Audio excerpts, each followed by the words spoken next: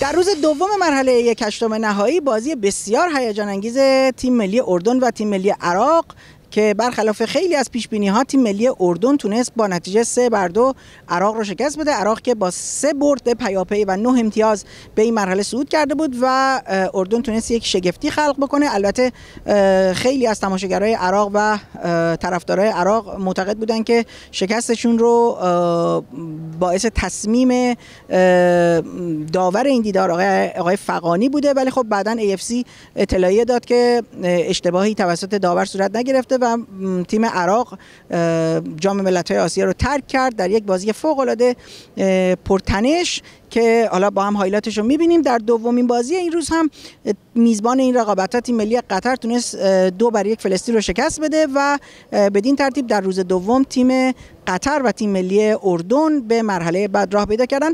هایلایت این دو بازی رو هم با هم ببینیم که اردن 3-2 عراق رو شکست داد و قطر هم 2-1 تیم ملی فلسطین. با هم ببینیم.